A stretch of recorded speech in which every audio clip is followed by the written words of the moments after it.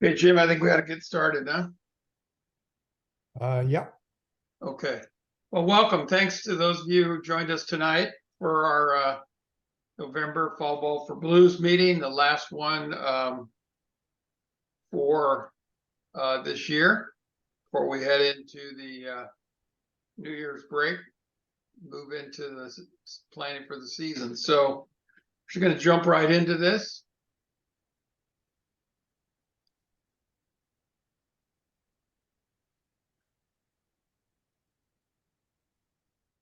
Okay, you guys all know about the meeting, and there's just a few of us on tonight, so if you have a question, maybe we can take those questions directly. Just let us know you have a question or a comment. So tonight we're going to cover like three things real quick. And then Jim is going to take over, and he's got kind of the best of the best videos to close out our ball season. And he'll jump into handling video reviews of those for us as we've done in our past meetings. So again, if you have a question, ask or put a comment out there, and we'll capture it and we'll try to get the answer. Okay, I want to quickly just remind folks about training for the upcoming season. So this is the District 4 planned training. On February 25th is the district basic umpire clinic, be held at Pinole Hercules Little League, Ellerhorst School. We're pleased that Pinole Hercules agreed to host us that day. We hope folks can attend, either tune themselves up from past seasons or learn some new mechanics. Then we've got a whole slew of rules clinics that Jim will be delivering. A series of 4 rules clinics that are general, covering all the Little League rules by Zoom in February. Then we're going to have a softball specific rules clinic face-to-face on February 26th, and then a teenage baseball, big diamond, if you will, rules clinic on February 21st. And to wrap up our season in May, we will have our annual tournament umpire training. That'll be by Zoom again on May 30th. So put those dates down in your calendar and make sure you attend. Some people have asked about what's happening with West Region training.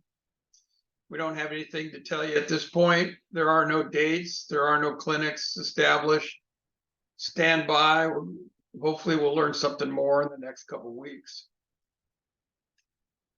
And one other date that I want to remind umpires about is the Challenger Jamboree on Sunday, April 28th at Heather Farm Park in Walnut Creek.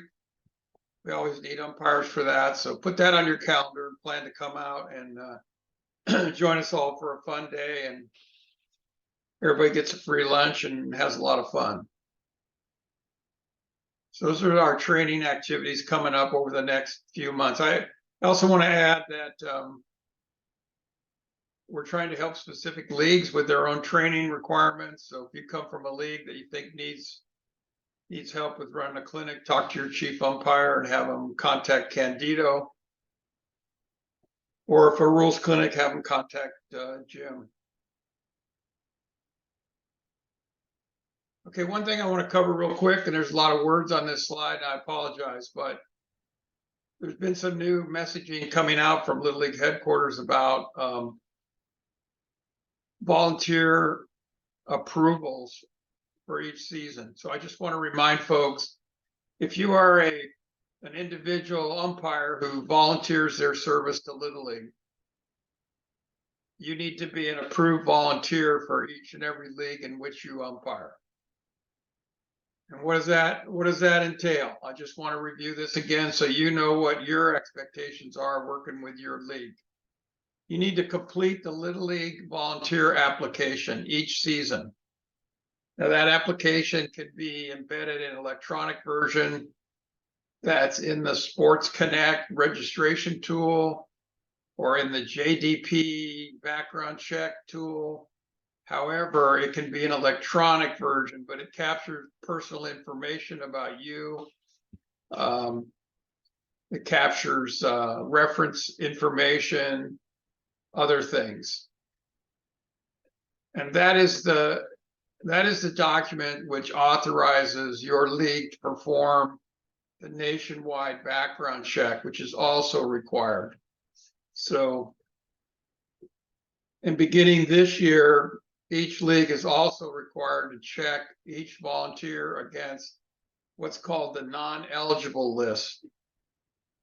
So each major sports organization in the United States has a list of individuals who are not eligible to be a part of the program.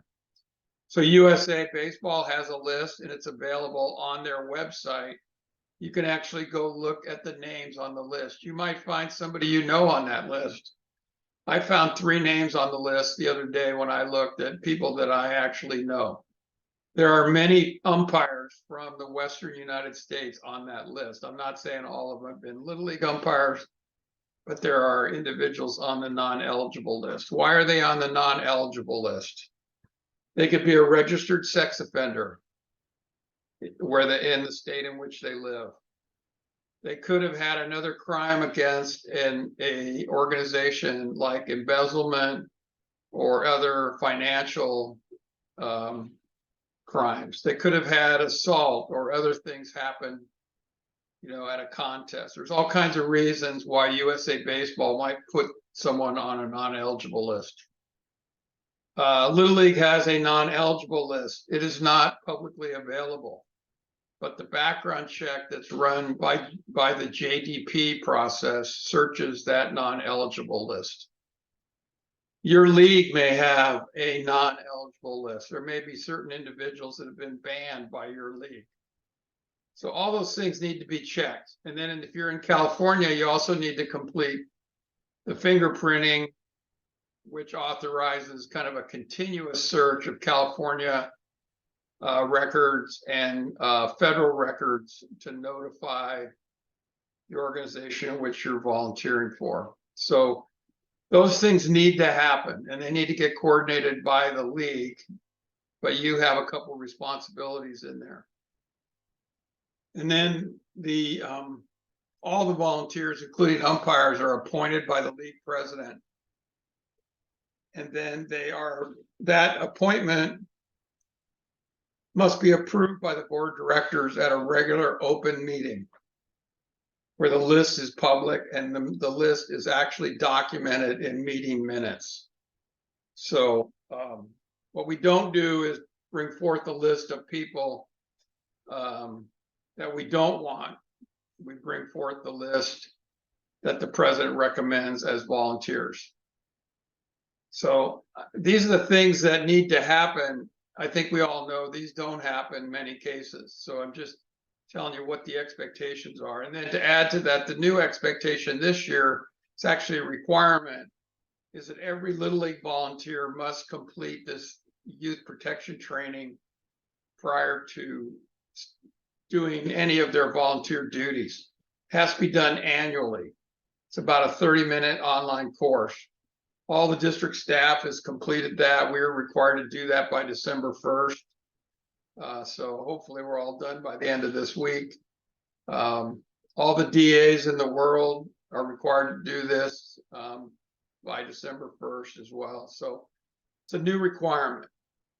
Hopefully most of us have been taking this anyway because we've been requiring these as a kind of an operational thing in our organizations. The last thing is, if you really are a true volunteer for Little League, you'll be covered by the applicable insurance, assuming your league actually buys Little League insurance. Some leagues decide to go buy insurance through some other method. So, you as a volunteer, you're subject to some personal liability risk when you go on the field. You should just be aware of those and make sure you're covered. If you're a Little League volunteer and they have Little League minimum insurance and you're not doing something that's rogue and totally outside of the policies, Generally, you'll be covered for liability, and then accident insurance if you have any medical costs above your own insurance. But like most of us, we may have our own backup liability insurance through our own personal liability policies or through something we purchase from NASO or something like that. So be good to talk to your president about these things. Make sure that the volunteer approval process is working forward so you're covered. Okay, assuming there's no questions, it's kind of heavy stuff for the holidays. I'm going to plow ahead with some fun stuff. So some people have asked me, hey, what should we be buying for equipment? So we can't cover every piece of gear you're going to buy, but so I went to Umpire and I said, hey, what's the most popular items that they sell? So let's talk about this a little bit. Shoes, always a problem. Everybody's shoes, your shoe doesn't fit somebody else. Some people want to wear sandals. I've seen umpires wear black Birkenstocks. They got the Birkenstock and they spray painted it black. So these are the most popular shoes, right? The New Balance 950. Many of us have been wearing this shoe for a long time, up to version 3 now, which is actually a couple years old. Some people don't like it. They don't like the way New Balance fits. The toe box sometimes is too tight, too narrow, they're too wide. Well, they sell a lot of these shoes, and it's fairly inexpensive, $85. The downside of these shoes is they have mesh, right? They're not all leather. There's a mesh that gets dirt. Needs to be cleaned. So here's the really cool shoe. It's the Hoka Bondi. All leather. Super cushioned. Pretty dumb looking shoe, right? Some people don't like the look. Boy, are they soft. I wear Bondis. Not this all leather model, but the Bondi 8 for everyday wear. So really ought to think about this. If you have feet that don't like taking a beating, think about getting a pair of Bondi SRs. $175 are not cheap until you figure out that like a Bondi 8, just their regular shoe is like $160. So is what it is. Plate shoes, not too many choices for plate shoes. So New Balance version 3 plate shoe.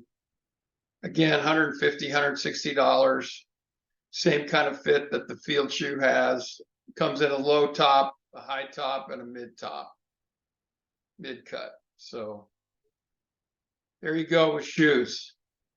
Exciting. So tell your significant other, hey, I need a pair of Hoka Bondi SRs, all leather, black only, please. And see what you get in your holiday gift box. Chest protectors. This is I think this is kind of interesting, right? So if you're a new umpire, or let's say you're outfitting a league with umpire gear for your youth umpires, what should you buy? Well, the one thing I noticed, this is kind of the list of entry-level chest protectors. The prices on chest protectors today are probably 50% higher than they were 5 years ago. The Champ Pro at $80 used to be able to buy a Rawlings similar model for $50. And the Diamond IX3, which I actually wear at times, used to be like $110. So you can get discounts on these, but these are 2 really good entry-level chest protectors for you to think about. I actually think if you're umpiring majors and below, those 2 are actually probably okay. Get up to the higher levels with faster speed, you may not want to wear one of these. And then for Jeff's shoe, we got the McGregor outside protector, which again, I was very surprised. The list price from BSN is $109, but they usually sell to Little League at about 40% off the catalog price. So if you contact our District 4 BSN rep, Jim Higgins, you could probably get this for about $50, and you could have it in 2 days. If you want to wear it properly, or you want to use it as a shield. So a couple other good options.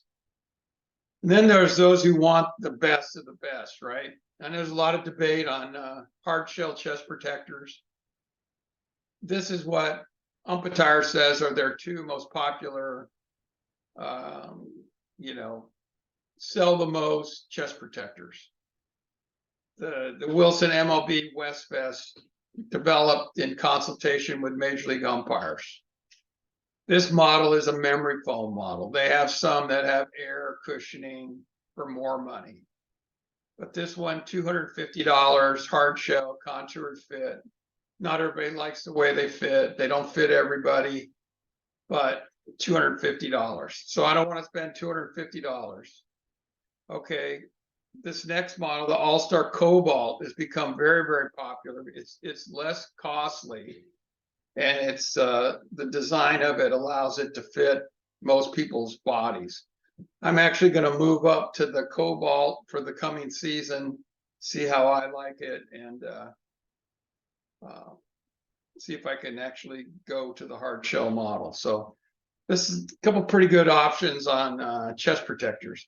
Might be a little harder for you to go to your significant other and say, hey, bring me the Pro Gold 2. It's only $250, than a pair of shoes. But so we could cover all kinds of other things, right? If we really had the time. But I think it's always good to kind of look through your bag and see what you've got and what needs to be replaced, and what you really, your skill level, the games you're going to be doing, and what kind of equipment you need, and actually get it. It's no fun using equipment that doesn't fit, or it's outdated, or subjects you to possible injury. Get the right stuff, spend a little money, ask your league to help you pay for this equipment, and you'll be much better off as an umpire. How do I save money? Jerry Davis Sports, 10% off for Little League if you use the LL10 coupon code. No questions asked.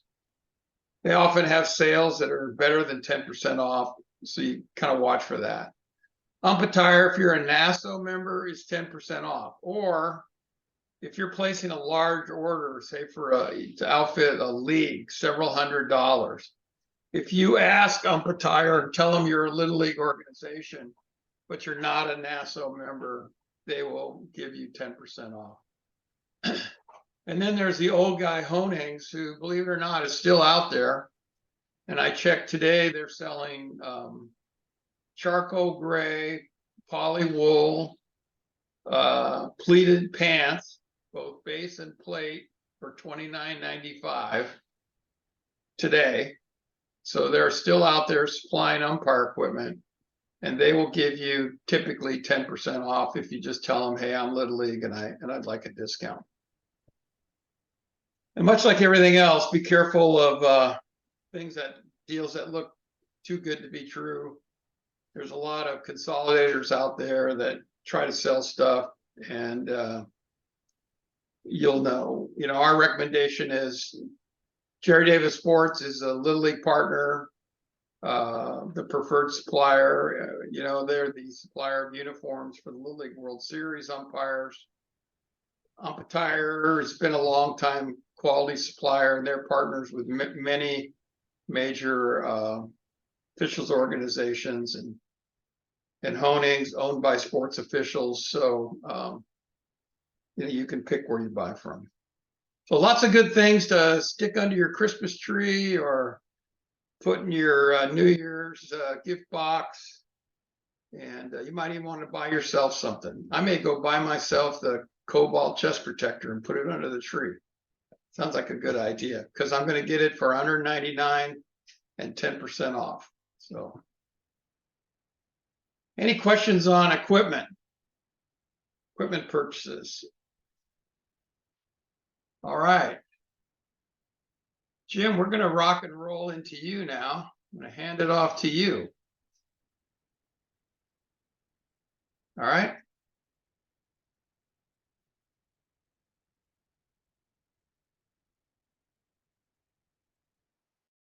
You're on mute, Jim.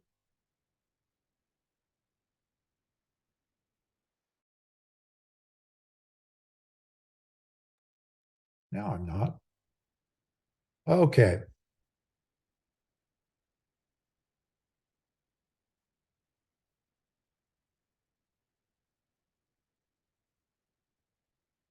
Okay, everybody can see my slideshow?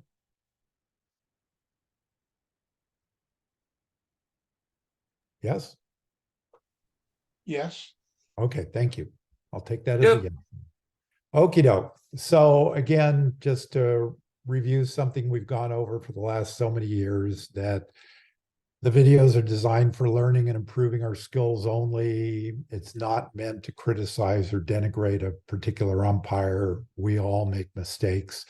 And we want everybody to participate in the discussion.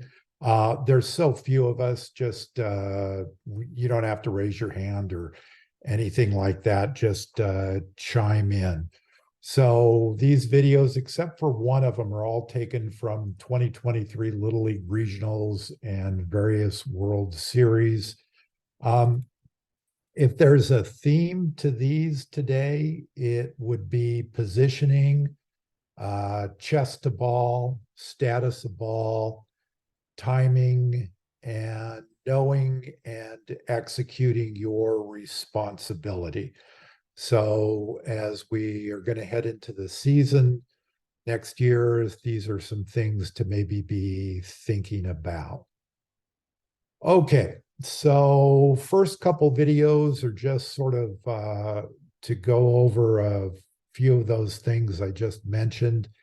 And this is from the Southwest region. And this sort of continues a little bit of some things we've talked about before when we have 4 umpire crews.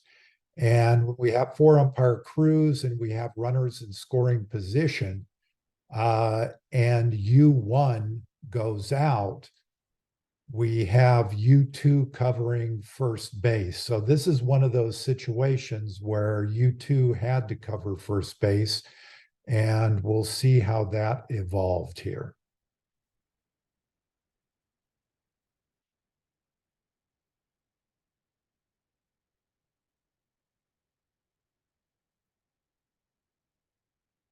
So let's play that again.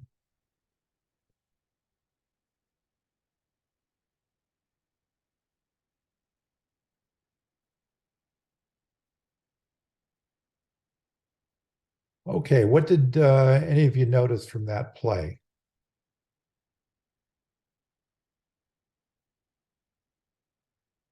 Let's go over it once more.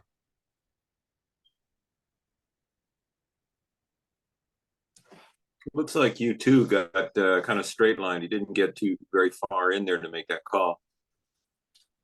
Yeah.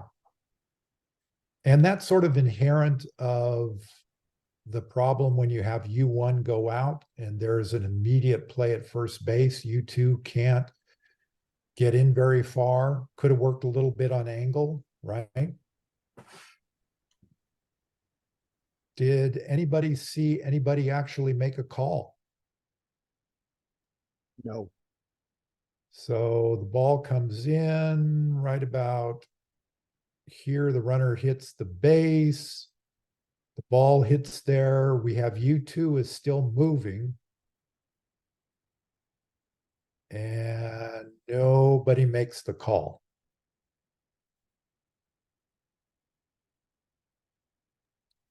So then it goes back to, did U1 really even have to go out on this ball? So generally what we have now with the regionals and the World Series is you're going to go out on all fly balls, all line drives that are trouble balls. But basically anything in the air, you're going to go out on. So is this really in the air? I don't think you folks can quite see it. But right here is where the ball bounces, and it's bounced right here. So there's no chance of this ball being caught. U1 is still here, and he decides to go out at that point. The ball actually bounces a couple times on the grass, and then he goes out. Yeah, it feels like he could have called that from where he was and turned around and picked up first. He's not badly positioned to get the play at first. Yeah. Yeah. So he's right there. He sees it's a line drive. He could even, take some steps this way, take this from foul territory right there. Last fall ball for Blues, we showed a play where Ed did that. Stayed at first and made a call from there. So it's just something to bring up. It's a problem, even the best and even the fastest of umpires, when you have runners in scoring position, U1 goes out and you have an immediate play at first base. It's U2's responsibility, and it's kind of hard to get in. One of the things we'll talk about more on a number of these plays is that when you're going to make a call, you have to be stationary. And U2 never stops running. He only stops running here. And the play's already happened. Yeah, and I'm not sure how much he should come. Excuse me, he should come inside, obviously, because that's the right mechanic, but he doesn't need to come in far. That call gets made all the time in a two-man crew, all the time. Exactly. And generally, if you think about it, two-man crew, we're making that call from out here. Yeah, absolutely, especially with the runner coming down to second. Yeah. Jim, Go ahead. speaking for my regional, we were taught two things. First, the wing umpires go out on any ball 10 feet from the foul line on both sides, and then U2 takes everything else. Secondly, we were taught you turn your back, you're out. There's no coming back ever. Right. And it's kind of rigid. I don't like it that much, but we were taught there are no exceptions. They don't want us to really deviate. Yeah. So at this point, he hasn't turned his back, but right there, he starts heading out. And in a way, it's a little hard because you're U2 and you're having to judge that. But yeah. Yeah, and I guess the question is, why go out? The ball bounces in front of him. There isn't a different call there. Either the guy fields it or he doesn't, and things just keep happening. Again, we were taught if the ball's anywhere, anytime in the air, you're out. Okay. So it's hard to if you deviate, you're criticized. Yeah. So he's probably being, safe Careful. rather than sorry. Yeah, for like a his lot of what we evaluation. do, it's a can't-win situation. So Yeah. So true, Ed. We're umpires. We can't win. Okay, so final play here, and this is interesting because as a third base umpire, you know exactly what you're looking at right here. Does that coach touch him or not? And he doesn't. But what about your thoughts about the positioning of U3 on this play? Well, I would have liked him to get more to the front edge of the base. So the runner's diving back if he could. yeah, somewhere more like in the coach's box almost. Yeah, exactly. If he can get there. Yeah. Right. So we have the action part of the base is this front part right here. So if he could have come around and been in this position, that would have been a lot better position, because here he's kind of looking through, and it's difficult to see. Yeah, and this one's a challenge too, because you get caught a little flat-footed. You're not sure what the first baseman's going to do, and you saw the kid already off the bag. So I understand what happened, but yeah, if he got around a little better, it'd be a better line.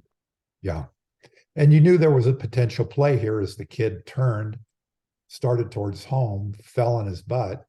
At that point, Right. you should be coming up here because there's a possible throw behind here. Yeah, and you Question, also know the plate ump's got to stay home and wait for the possible play at the plate on this one. Correct. oh, and four-man, the plate umpire never goes anywhere with runners at second or second and third. Jim, question. What if the runner slid into the base coach? Base coach didn't help him up, but he did touch him. I Uh, wouldn't have interference there, but what do you think? I mean, myself, if he just slid into him, I would say no. If I think the thing we have to look for is if the base coach positioned himself to block, not using hands, but blocking Point. with his body, Good I point. think that would be the Or, case. or picks him up, which is a natural instinct, you know? Yeah. Oh, if he picks him up, he's definitely helping him. Okay, let's Hey, move Jim, on. Jim. Yeah, go ahead. Jim, before you leave that, so. Go ahead. The third base umpire, I think we all need to recognize the first instinct of that third base umpire needs to be to get to, our mechanics sheets say, get to point of third base. And this is point of third so, base. yeah, so the line between first base and third extended. So we're starting 10, 12 feet behind the fielder, let's say. Depends, right? They don't need to be spectating. You need to immediately move to that position in which you may be making the call from. So to hang out 10 feet behind the third baseman is just not what we want you to do. We want you to be always working before the play, during the play, and after the play. And you know, the risk is that a play happens, that then you need to move again to get to that position to make a proper call. But this umpire is hanging out. Now, I got to admit, Jim, I was at this game, and the right call was made by the kid umpire in the grandstands. The 10-year-old umpire Luther was in the stands making the calls. So Classic. That's funny. Okay, here we have a very easy, typical play for us. And this is Senior World Series. This is a 4-umpire crew. And this is a fly ball to right field. And we're going to have U1 go out. And U1 has to make a call of fair foul.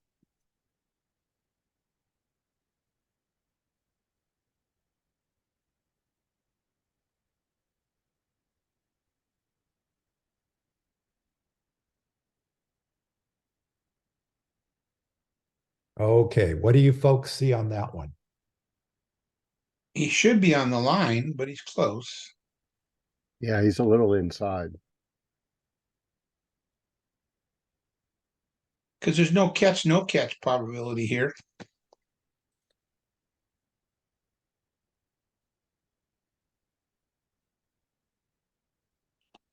I think we lose credibility if we're not on the line on the fair foul call. Yeah, so for those of us who were at the senior regional and were around Kevin Sullivan, we know this was drilled in over and over and over, which is if the ball is close to the line, if you have to make a fair foul designation, you have to go up the line. Your belt buckle has to be on the line. If it's a case where it's a possibility of the ball hitting the out of play fence and it being a catch there and a possible trap, you have to be on the fence, but you can't be in a no man's land, either between the line and the fence or out in the field when you need to be making fair foul designation. What's the other thing that this umpire is doing that we counsel against doing? He's still moving when he makes the call. Absolutely. Yeah. And this is a very close call. So this is where the ball is hitting right here. and he is still moving and continues to move. Wow. I'm not sure why on that you don't just turn around, straddle the line, and watch the ball. Well, I mean, why do you move in that situation? It's clearly way outside that kid's ability to catch it. You're not going out to see a catch. right. So I think that, we don't know what's going through his mind. I think when he starts out, he's thinking possibly it's a catch, no catch, then realizes it's on the line. At this point, he could come back to the line and just stand there. You don't have to get out that far. He would be fine if he were right there. Plate umpires make this fair foul call every day, all the time in two-man. Exactly. In our We're league, on the anyway. line and we're stationary. You just step out to the side of the plate so you're lined up and watch the ball. Right. And one further thing, as it continues to move, what you've got to be thinking is, where is this player going to be throwing the ball? We had runners in scoring position. It's clearly going to be at least a double, but the ball could be going home, could be going to third base. So after making the call, perhaps hightailing it out to foul territory. Anybody else have anything? Hey, Jim, I guess I'll offer a couple things, right? You're absolutely right. After listening to Kevin drill our umpires on this, right? Remember, we all say we can make fair foul from home plate. This is it's a 320 foot with not a very large foul pole and pretty tight out of play area down there. So the umpire needs to get out there to be able to make the call. But again, I think we've already talked about these things. We're stopped when the action happens that we're seeing, we're going to call, but we're continually moving. I think, Jim, your comment about the player returning the ball to the infield, there was a runner going from first base, right? So the ball is likely coming back to a cutoff somewhere like the first baseman. And this umpire needs to know that, needs to be thoughtful and get the hell out of the way. So we just need to keep moving. The motivation of why this umpire is taking the call from inside, the reality is these guys probably never did 4 umpire mechanics until they got to Easley. Right. I mean, that's the reality. So, we don't want to be too critical, but it's clearly not, it puts you at risk of not being able to see everything that's happening with the ball. So, all right, Jim, that's a good one. Thank you. Last observation. That was a Sure. beautiful looking ballpark. Yeah, Really was nice. most of these are. Okay.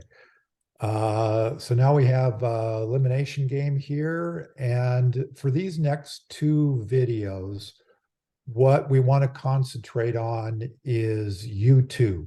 So one of the things that's generally emphasized with a 4 umpire crew is, if the ball goes out, you come in.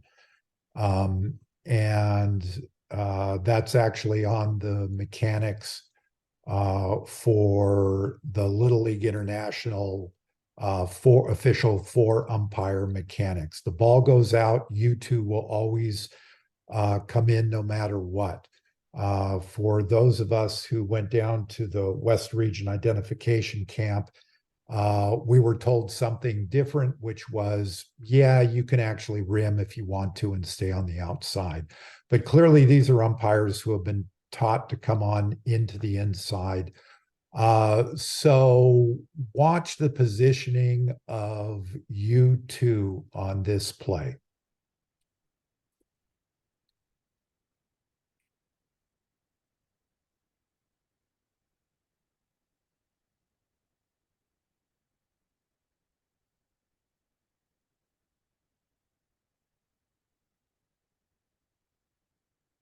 That's why we shouldn't be inside on small diamond. Well, that's an argument for that. So as we can see, let's do this one. So as we can see, when the ball's hit, and this is something to be thinking about as we sort of think about our muscle memory. So it's almost like a moth to a flame. This ball is something that you shouldn't go out on at U2. But what does U2 do? He immediately turns and starts running towards the ball, and then comes in. So he's coming in at a pretty sharp angle right by second base. He could have come in from where he was and been more towards third base. So Yep. the ball is thrown in, and we can see that he has his back to the ball. And this is what I was talking about, chest to ball, know the status of the ball. So at this point, he has no idea what's going on behind him. Only now is he looking over at the runner, and he's looking behind him and realizes a catcher wants to throw the ball. And you can see that the catcher actually comes up and is ready to throw the ball right here. Here's the second baseman, but here's the umpire, and the catcher can't throw the ball. And I cut it off a little bit, but if you watch right after this play, the catcher sort of throws up his arms like, hey, I couldn't throw. When he had a play. I Yeah. mean, that situational awareness is, not great. Yeah. That, So, to me, that was always the one flaw of the pivot. You lose sight of the ball in the outfield when you turn. I always worried about that. well, if he had come in from right, if he had not gone this way, then in, and he had come from here, his eyes could be on the ball the entire time coming into here. Oh, no, I agree. He's Yeah. way too close to that line. No, absolutely. Yeah. But he wasn't looking until then he turned and all he did was look. Right. So at Right, this and point, it- the yeah, minimum drop step. Right, loiter back toward third a little bit if you're going to be in there, so you're out of the line of fire. So Jim, this starts with R2, right? This play started R2 only.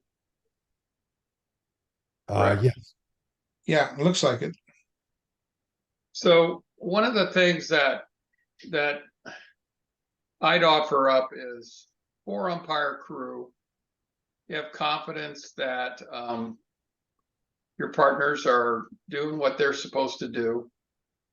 You have you as the U2 and with R2, you have responsibility for making sure R2 didn't leave early. But you don't have to be behind the runner in your starting position to see that. And I know that the mechanic sheets will tell you draw a line between the edge of that dirt on the pitcher's mound and the rear point of the plate and extend that out, and that's where we want you to start. How about you start to your right? Keep moving that pointer towards third base. Jim. No, to shortstop, toward the shortstop. Over yeah. towards Yeah. shortstop.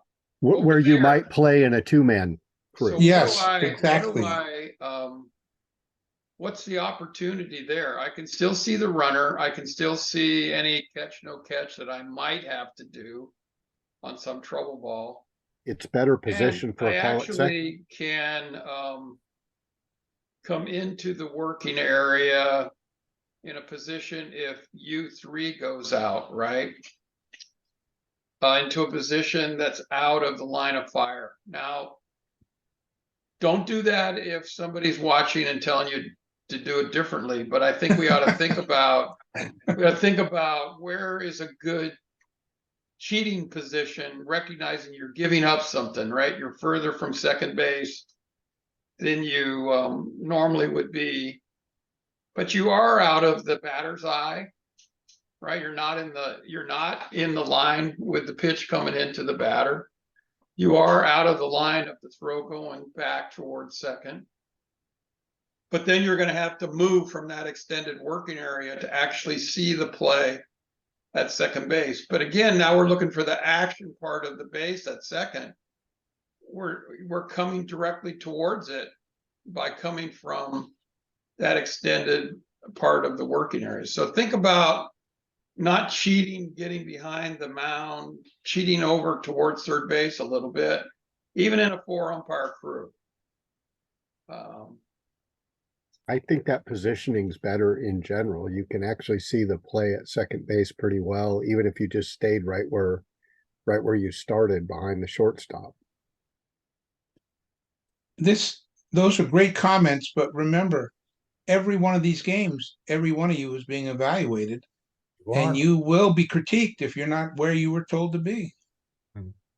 So I really don't want you to think. Steve, when this play came up at the senior regional, this kind of play, let's say R3 only, or a little different in the big diamond, no runner at second, right? The answer was know what benefit you're getting from being in a different position, but recognize the things that you still need to cover that you're giving up on, right? So there's compromises in any umpire mechanics setup. We just got to be smart and be able to cover our butt when we got to get back to the real plays happen. So yeah, I know you're getting evaluated, but if you explain why you did it, you might be okay. Okay, Right. let's move on to, again, another play. This is big diamond and this is intermediate. And look who's behind the plate. Our own Wayne Bonington.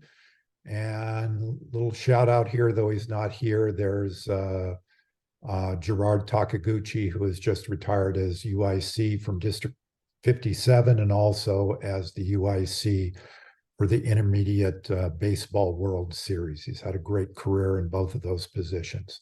So here again, I want you to watch U2 on this play.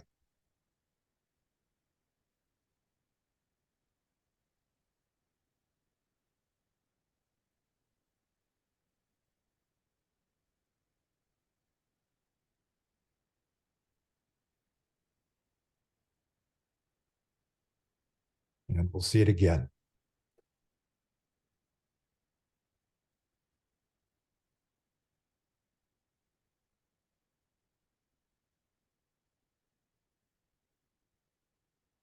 So this ball is thrown around very quickly, and you've got to really be ready. So here we have Big Diamond, and he's already in the inside, and he's come to a point right here. Now, the ball is thrown in, and again, not moving chest to ball, picking up status of the ball. Only now is he beginning to glance, maybe back where the catcher is. And then he's going to walk right sort of into this throw and just luckily not get hit by it. Does a little bit of a matrix move here. After it's past him. After it's past him. Has a fairly close play at second, calling and you can see him dipping his head here. He's not really in the way here, but he's getting close to being in the way there. But then if you watch the pitcher has no clue that this ball is coming right at his head.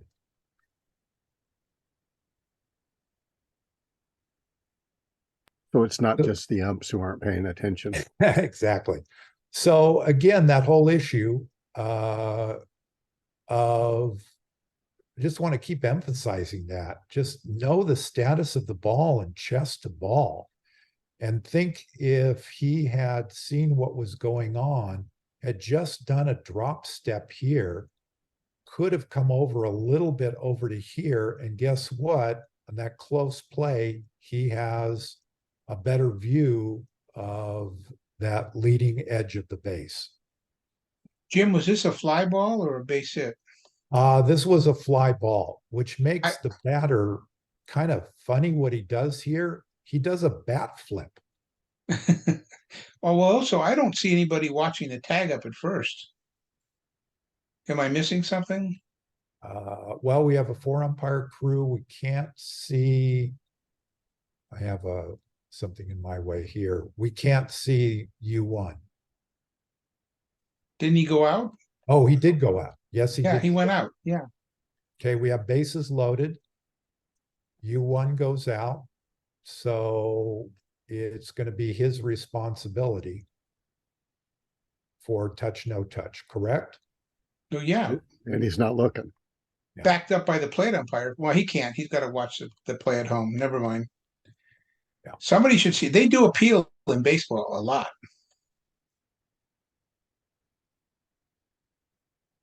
Anything else on this one?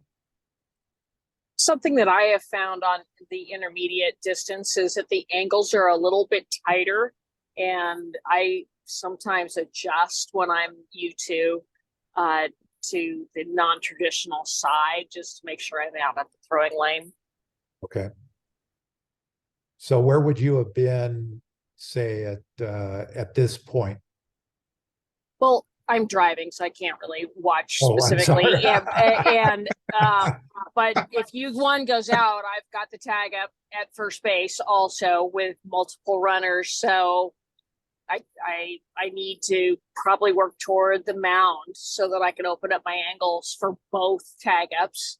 But I just found any play into second base, I need to not get too tight to second base because the throwing lane is really close. Okay. Where 90 foot, it's a little, I have a little more room, but intermediate, it's tight. Yes. Yes, it is. What So what's the distance in the World Series, Jim? 70? say it again. The distance in the bases was 70 in the Intermediate World Series? Yes. Okay. So here he comes back and does the tag up, and we can look at the umpire sort of looking off. Okay. What's in the fly ball? Okay. So we show these, and these are 4 umpire crews, but know that we also get in this situation with 2 umpire crew when we come in and we're covering second and the ball's flying around. And especially in our regular season where we really don't know where they're going to throw the ball or why they're going to throw the ball. But we always have to be very conscious of that. Okay, so this is a little bit of a continuation of those first 2 videos, and this has to do with timing and of coming to a stop on a fly ball. So this is our only video that comes from the 2022 World Series. We didn't have a chance to show it last year. So this is Junior League softball. Ball's going to be hit out to center field. Okay, so let's watch that again.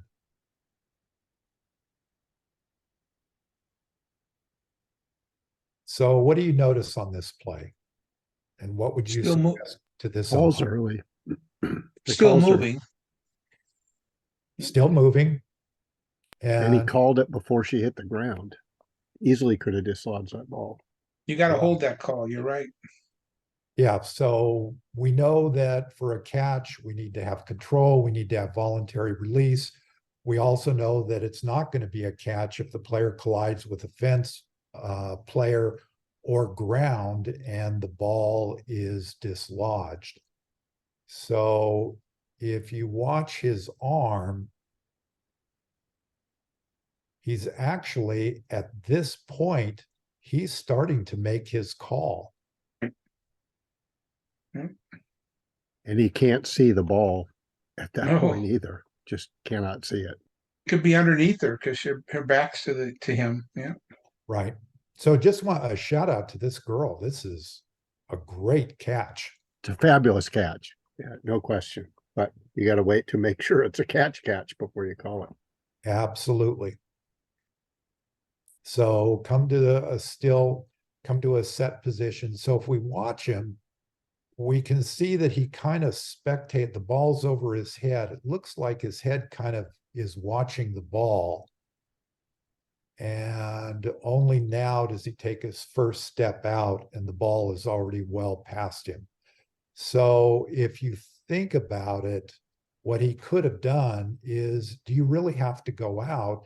At the very least, you can take a few steps to the side to develop that angle, get set. And then when she hits the ground, then you can come out more if you need to see whether she actually makes that catch. Yeah, and I mean, like a lot of these, if he just stood where he was and pivoted, he had a pretty good angle. I mean, not necessarily for the release on the ground here, but I'm not sure he could have gotten there anyway. That's a Right. long way to go to see that. But he didn't need to move very much to make the call at all. Right.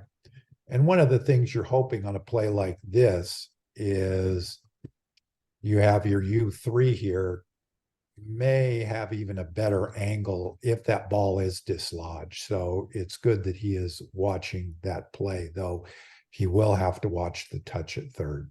But he should be moving to cover second, right? Okay. Take second. First. No, third cover comes over to second. Yeah. Yeah.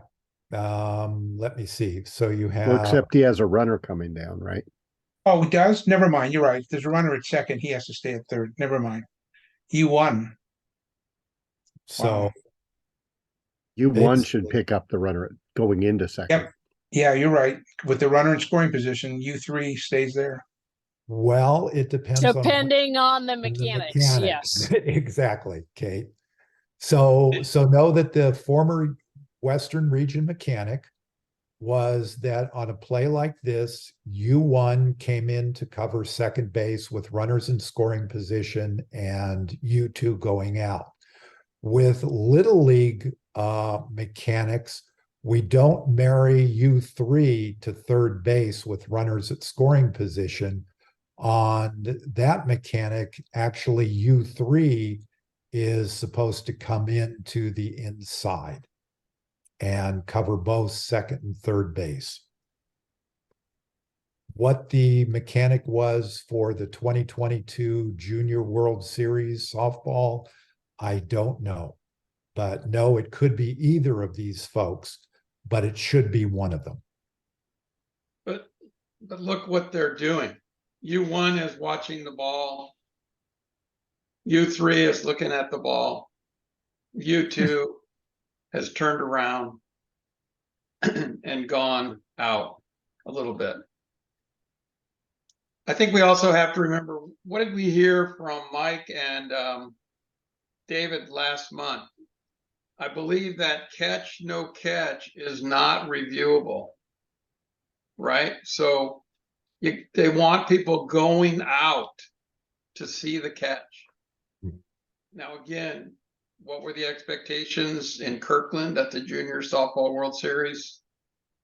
Only those who were in Kirkland know, right? So just in the spirit of not always being negative, this play, I think you have a U3 that absolutely nails this. And it's something that we should try to emulate with going out on a ball.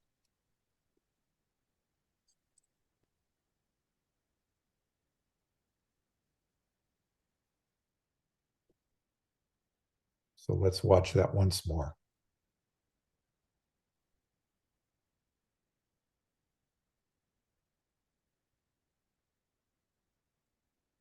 So here's a case where he does everything right.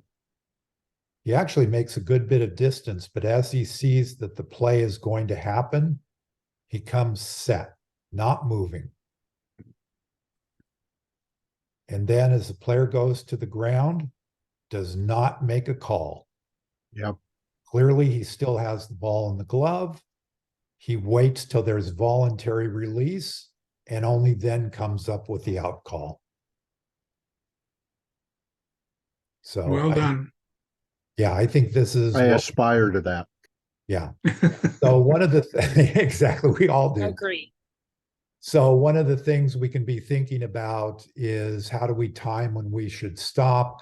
Generally, fielders are going to kind of tell us when they're ready to catch the ball. They're going to reach out with their glove. They're going to reach their glove up. And if we see that happening, we should be coming to a stop or at a stop. Isn't that close enough to the line to warrant a fair foul call?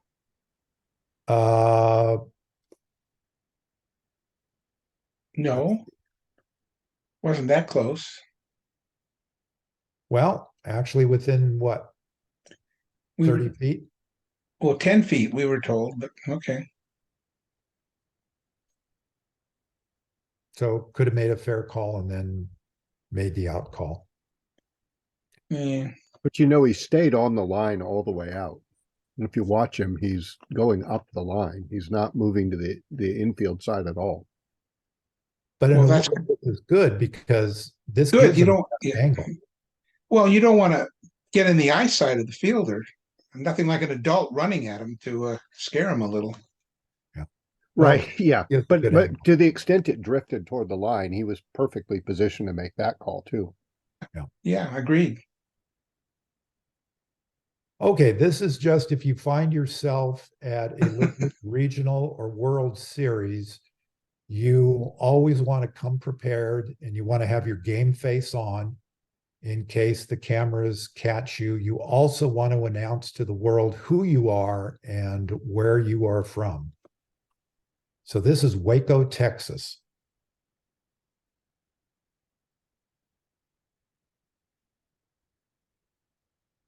Why was Don in Waco? Wow. I'm never dressing like that in Waco again. Also, you need sunglasses. They shouldn't see your Yes. eyes, Don. He was there to watch one of our former umpires, Marco Rosen, who is at Waco. So Don, is this your fan? No, that's behind me. That's behind you? I'm checking it out of peripheral vision. Okay. This So I is the didn't- I- Louisiana-Oklahoma game. Yeah. Oh, yeah. Yeah, Louisiana, Oklahoma. Yeah. It's a very good game. It was about 107 degrees.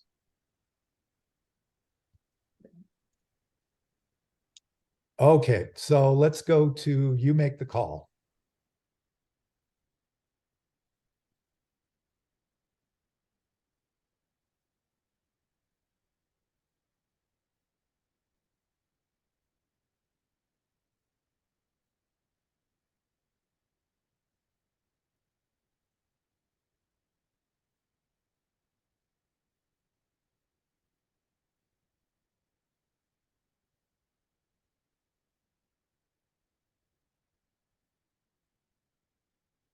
And you make the call because the first base umpire didn't make a call.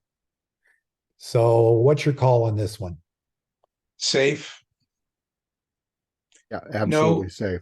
That under new rules in high school and college, making a play on that thrown ball at first is nothing if there's a collision. What about Little League? What should it be for Little League? Same thing. Anybody else? Anybody else who hasn't spoken want to speak up? Awarded to base? Come on. Awarded to base? Why would you award a base? Because it goes towards the dugout. That's my guess. Okay, what do we have right here?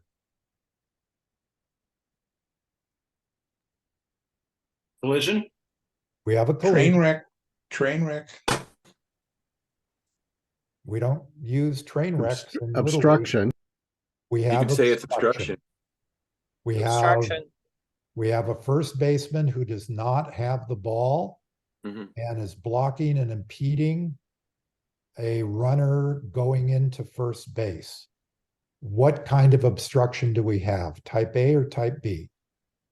A, A, because it happens prior to first base. So what do we have? What do we do as an umpire immediately when this happens? dead ball. Call Dead time. ball. At this point, this umpire should be coming up time. And then you, first base, because with type A obstruction, we always award one base beyond the legally acquired base. And in this case, she hasn't acquired first, so she gets first base. Then we can decide what to do with this runner. And I think we can all agree that we would probably award this one runner third base. You, third base. Yep. Which runner? The the one coming runner from For two. two. Rounding second right there. Because here we have the obstruction. Here we should have time. And then we can award bases accordingly. And if we watch the way this play goes, she runs to get the ball and is only throwing it in now. And that runner has already gotten to third. So Yeah, I don't think the runner from second would have gone home on this. yeah. So He's award third. barely leaving second when the ball reaches first. Exactly. The, And the we're only not- trouble, of Go ahead. the only trouble, of course, if nothing is said, the runners are exactly where there should be. First and third. They do end up where there should be, but what if we didn't call it and something else happens? So this would be one of my emphasis is, this is classic obstruction. This is a runner obstructed before first base, fielder without a ball, and that's the only thing that determines this. Does she have possession of the ball? Does she not have possession of the ball? It has nothing to do with whether she's going for the ball or not going for the ball. Does she have possession or not possession? She doesn't have possession, blocks the runner before first, type A obstruction. If she has the ball, it's interference. Yeah, if she came down with the ball, And then knocked the ball right there, knocked out of their hand, it would be interference. Yes. Right, the runner hits her, then it's interference, right? Maybe. yeah, Sometimes there's such a thing as a train wreck. Uh-oh. It's clearly a train wreck. We're not supposed to say that, though. Okay. That's not but in the in this rules. case, we don't have anything like that because there is no possession. This is obstruction, plain and simple. Is this for both baseball and softball? Sorry for the naive question. Oh, no, it's not naive at all. And ask any questions you want, Angel. And it's for both baseball and softball Thank you. and for Yeah. all levels. Yeah, And I don't this- think you'd have interference. Let's say the first baseman did catch the ball and you have that quote unquote train wreck and the ball comes loose in a collision. Unless the runner purposely knocks the ball out of the glove, then you got nothing.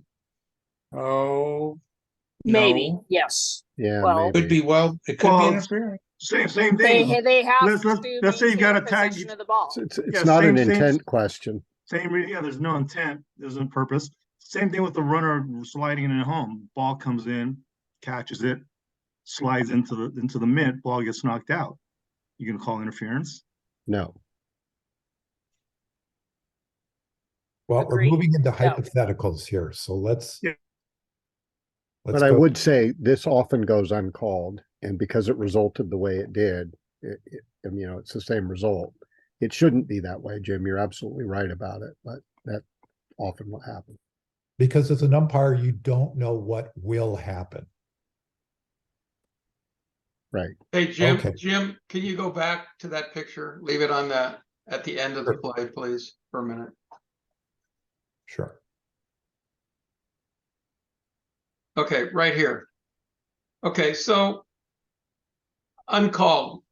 It has to be called. I think that's the emphasis here. We want it called.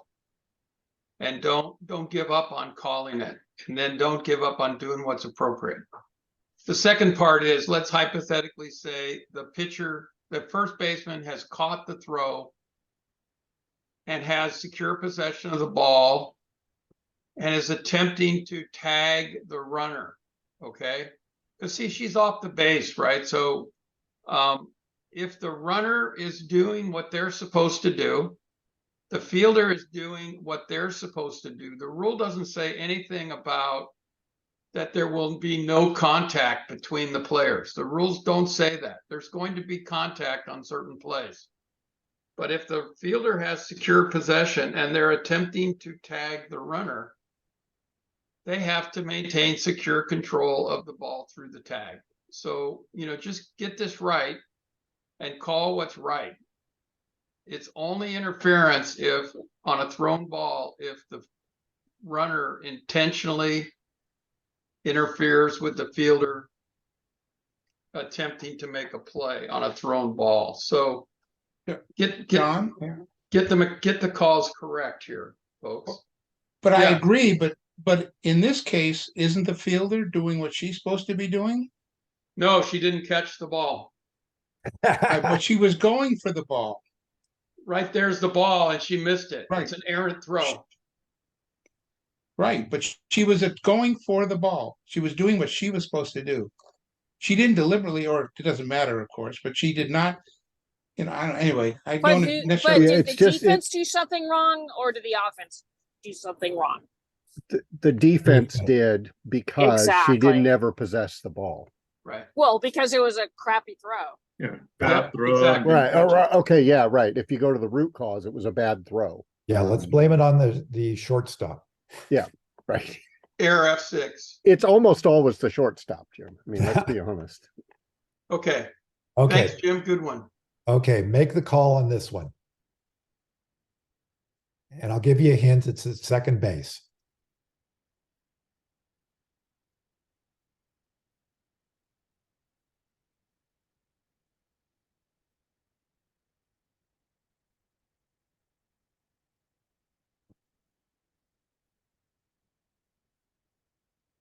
It does look she was obstructed at second. Couldn't Okay. quite tell. Yeah, she was. She's clearly obstructed at second. There's So no again, an errant no throw possession. comes Yeah. down, her foot's actually in front of her. Yeah, that's Yeah. obstruction. He's Yeah. pinning her down. So here I'm going to make my plea, which is please always call obstruction. And we can see that this umpire does not call obstruction.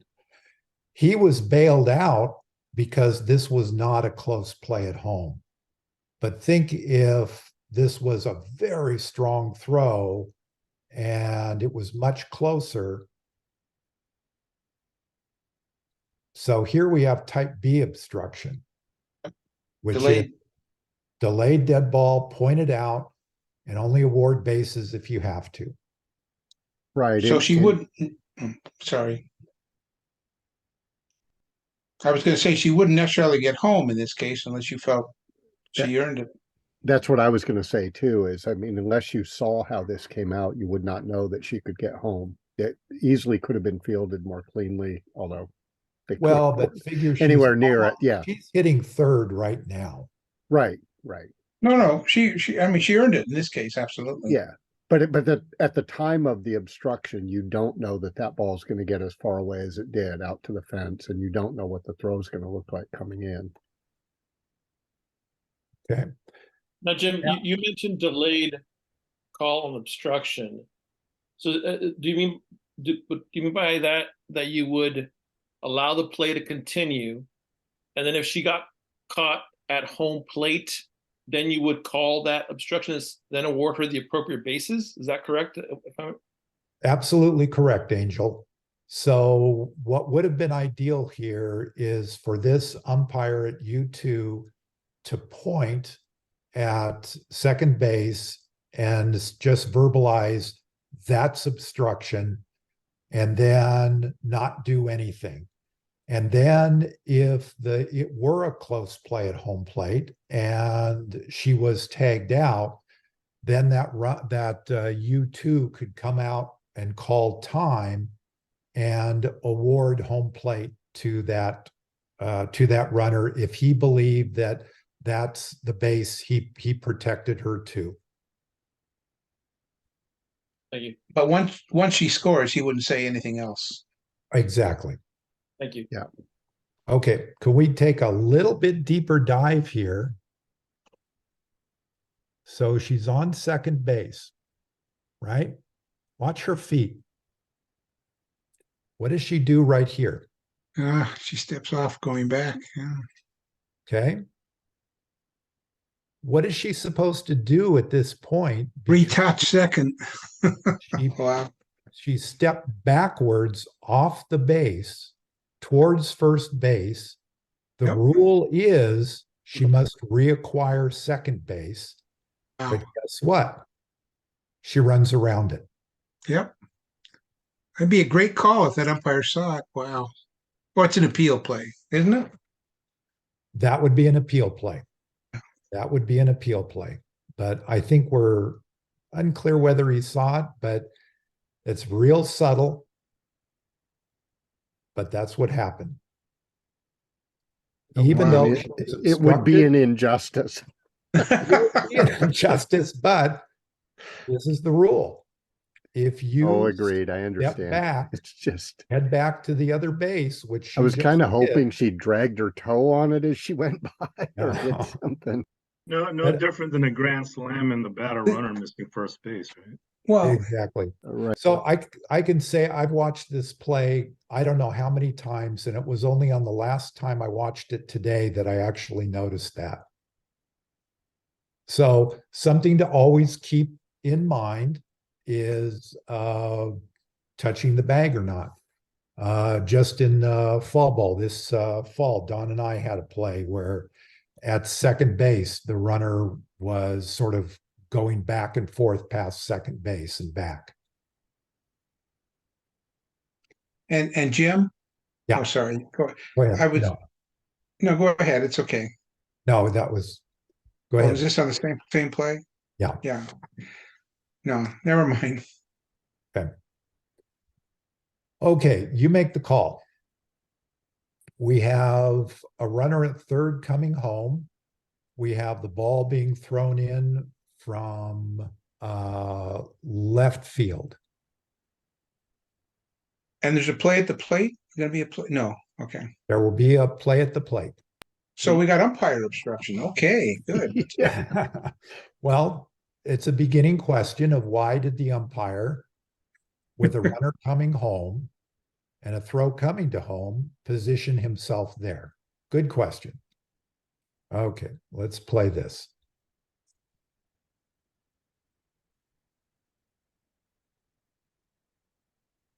Ooh, wow. And he didn't work the wedge. Come on, buddy. Oh, geez. And he called safe, was his call.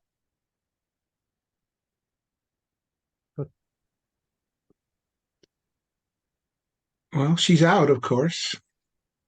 He Catcher had the ball. did the catcher have Oh, the ball? Yeah, No, I'm sorry. not sure the No. catcher had the ball. I She think didn't the have- ball you're came right. loose. Yeah, ball came loose. Never mind. I didn't wait. Is that obstruction? No, she had the ball when the collision You occurred. keep saying she, it's a he this time, but Yeah, he had the Sorry. the ball is hung up like under his mask or something. I mean, it's a little hard to tell. Exactly. So why we have the umpire right here, I don't know, and why he isn't more point of plate for his beginning position. But at this point, I think he realizes he has a runner bearing down on him. He doesn't know the status of the ball. He's only looking up now. And if you look at his head, he looks like he's still looking to the outfield. He's not Yeah, looking down. Yeah.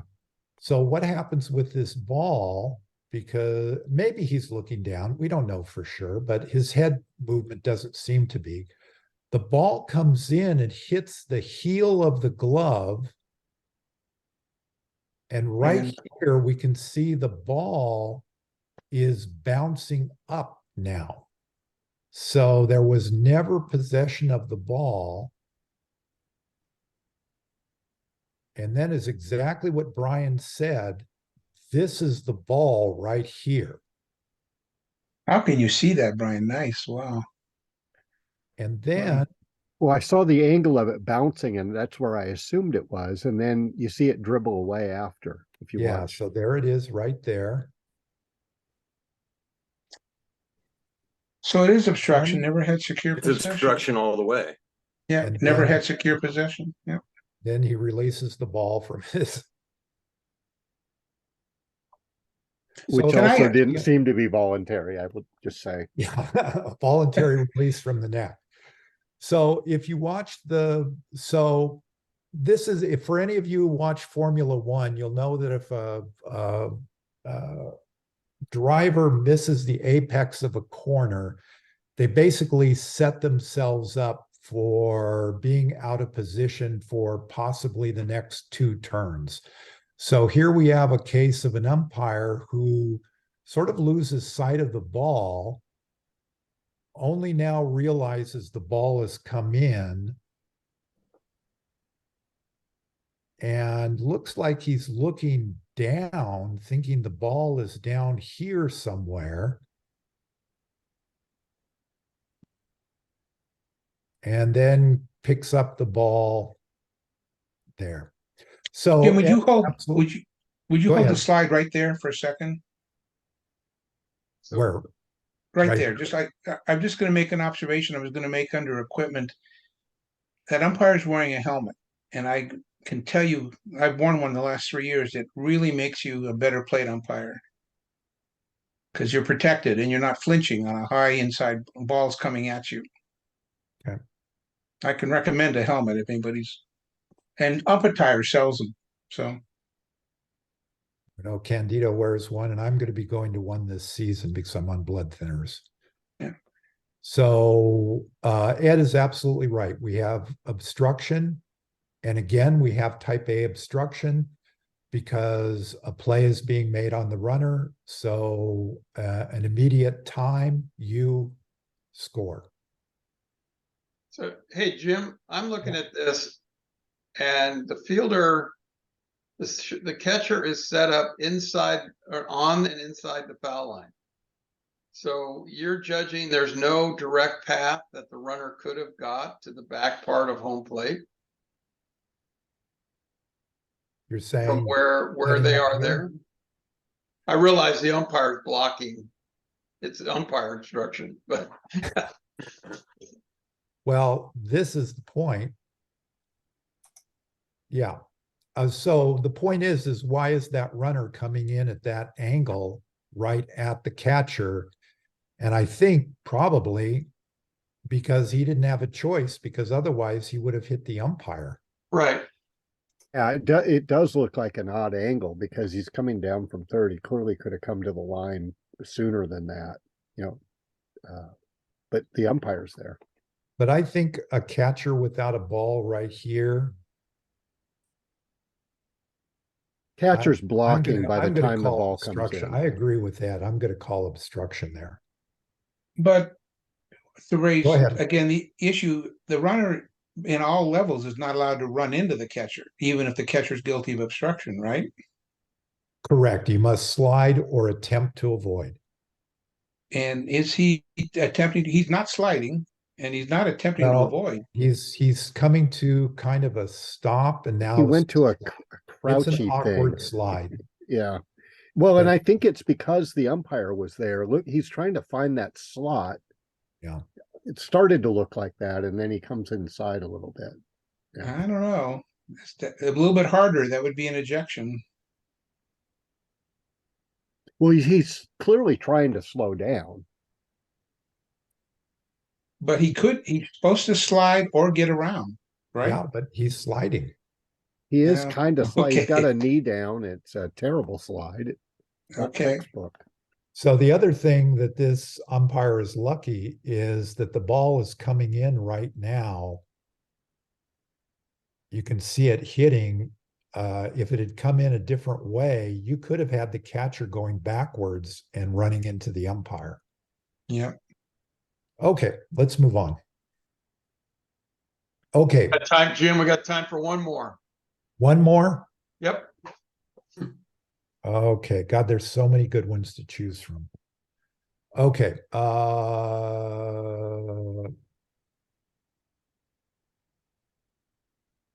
do you want a real easy player? Do you want one that's more complicated, and I'll walk you through it? Complicated is good. Complicated. Complicated. Challenge us. Come on.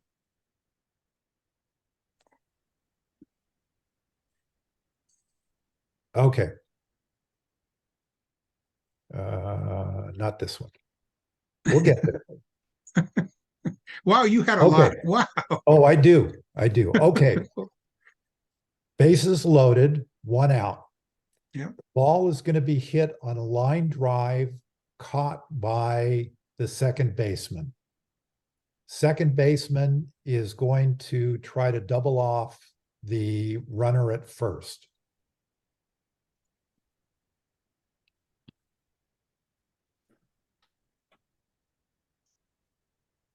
Oh, out of play. That is a quick move by that second baseman.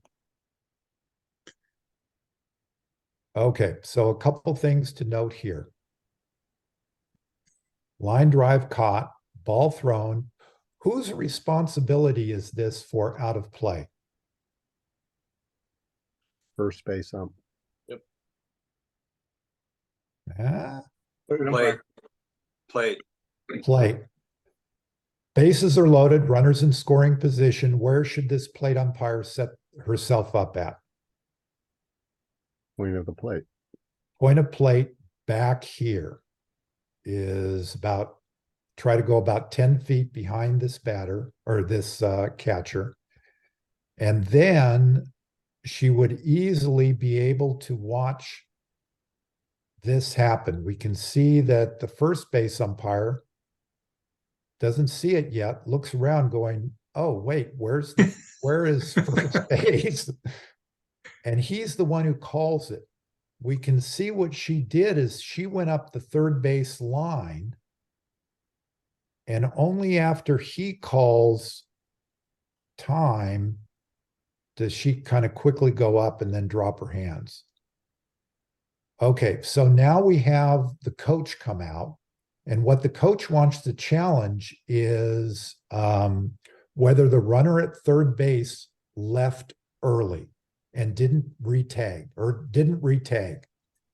Okay, Wow. so he comes out and he talks to the plate umpire about that. The crew gets together. They go back to the coach. The coach says he wants to challenge the play. They go to the replay, and at replay, they tell them, you can't replay that. There has to be a call on the field first. So at this point, now what the coach does is he tries to instruct his team to appeal to third base. He's still out on the field there. Time is out. Dead Time ball. is out. The pitcher now throws to third base, and the third base umpire makes a call, which is safe. Now it goes to replay, and replay will show what happens. Now, from this angle, I know it's dark, but they don't send their A crews for ESPN to these kind of series, even though it is a World Series. So I wanted you to watch that runner at third base. If you can see her, she comes off. Yep. She's going towards home. Yeah. The ball's been caught. She knows I have to go back and retag. She makes it about 5 feet from the bag, stops, and heads back home. Wow. So she missed retagging by about 5 feet. Here's U3 right here. So this is one of those plays where know your responsibilities. Plate, needs to watch out of play. You need to know when an appeal can be made. And then, as a base umpire, you need to be watching whether a runner tags up or not.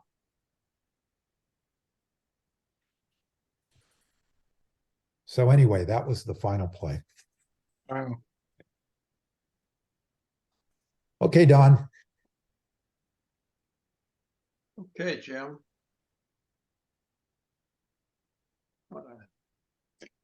Thanks, Jim.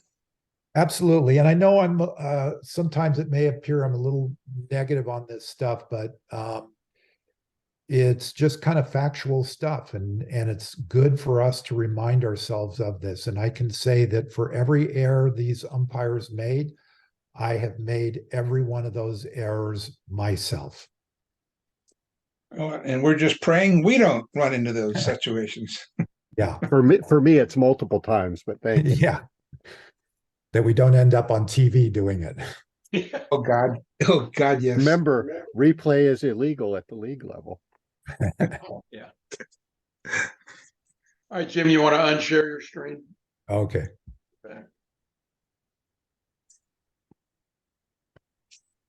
Okay, folks. Well, I hope you enjoyed tonight's session. Jim did a good job putting together lots of good videos. I know Stevie said, boy, you've got a lot. Jim's probably got another 50 out there we could go through if you wanted to. But you know, we don't always have the time to do that. So I hope you've enjoyed this series tonight, and hope if you participate in our other ones this fall, we've been happy to have you. Just like our other ones, this recording will be the meeting's being recorded. It'll be available on our YouTube channel. Maybe tomorrow, but for sure on Friday. And get your fellow umpires to review this stuff. It's really good to kind of go through and talk about different issues and things we're faced with, because you never know what might happen. I hope you all have a good holiday season, and look forward to seeing you in January as we get into our training. So thanks everybody for joining us tonight. Hey, Thank you, Don and Don. Jim, thank you guys very much. This has Thank been you. great. That was a Very lot of well. fun. Very Have a well. great- Have a great Enjoy holiday. your holidays. You Happy guys holidays, too. y'all. Take care. Thank you, Jim? Jim.